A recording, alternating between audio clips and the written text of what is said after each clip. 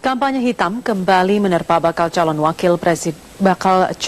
presiden Joko Widodo. Kali ini beredar surat palsu atas nama Joko Widodo yang meminta agar Jaksa Agung DKI Jakarta tidak memeriksanya dalam kasus dugaan korupsi pengadaan bus Transjakarta.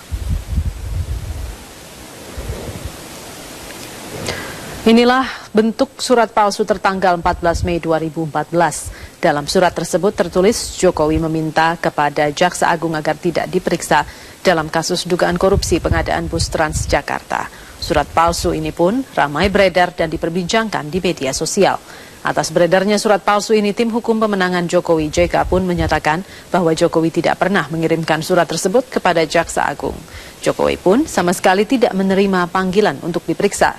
Pihak Jaksa Agung juga telah menegaskan bahwa dari hasil penyidikan, Jokowi tidak terlibat dalam kasus korupsi bus Transjakarta. Rencananya, tim hukum Jokowi akan menyelidiki siapa yang menyebarkan kampanye hitam tersebut dan akan menempuh jalur hukum terhadap oknum yang membuat surat palsu tersebut.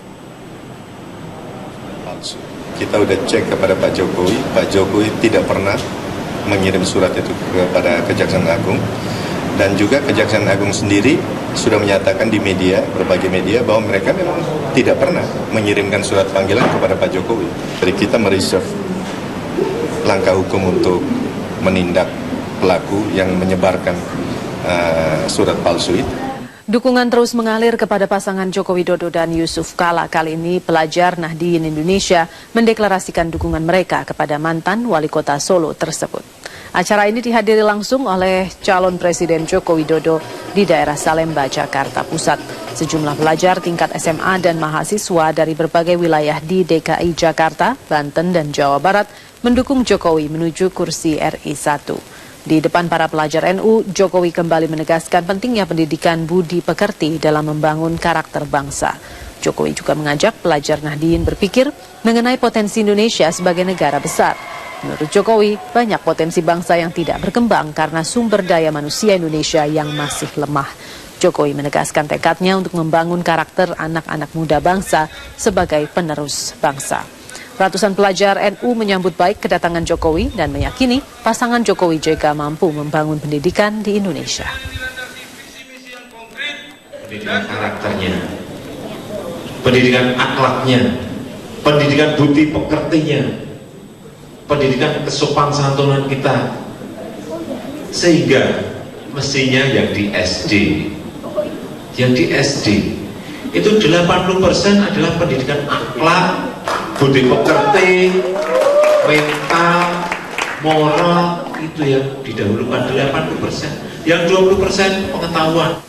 Praktisi dan akademisi hukum Saharudin Daming menyatakan keberatan namanya dimasukkan ke dalam tim sukses Prabowo Hatta. Sebagai mantan komisioner Komnas HAM, Saharudin Daming menilai komitmen penegakan HAM pasangan Prabowo Hatta sangat diragukan. Saharudin Daming, aktivis pembela hak asasi, menyatakan dirinya secara tegas mendukung pasangan calon presiden dan wakil presiden Joko Widodo Yusuf Kala yang dinilainya memiliki komitmen dan bukti kerja yang konkret.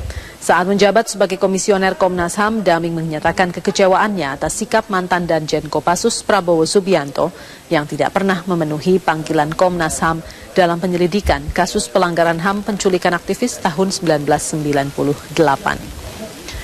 Bila Saharudin merasa dicomot tanpa konfirmasi, 4 tim kampanye Prabowo Hatta lainnya, yakni Slamet Effendi Yusuf, Frias Rashid, Bahtiar Effendi, dan Priyono Cipto Herianto menolak disebut sebagai tim kampanye karena berbagai alasan. Mantan komisioner Komnas HAM, meskipun tidak lagi menjabat sebagai anggota Komnas HAM, tetapi komitmen saya dalam hal penegakan HAM itu tidak boleh luntur dan lentur. Terkait dengan posisi pelanggaran HAM yang dulu terjadi di tahun 1998, tanggung jawab itu harus tetap melekat. Dan saya kira kalau Prabowo Hatta ingin sungguh-sungguh berkomitmen untuk menegakkan HAM, yang bersangkutan sebetulnya harus gentleman untuk menyatakan kepada Komnas HAM siap untuk menyelesaikan masalah itu dan siap untuk diperiksa.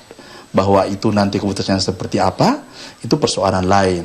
Nah, sayangnya itu kan tidak ada dan itu digantung dengan berbagai counter-counter yang saya kira tidak cerdas untuk menenggelamkan persoalan HAM, seolah-olah persoalan itu persoalan masa lalu dan sebagainya gitu.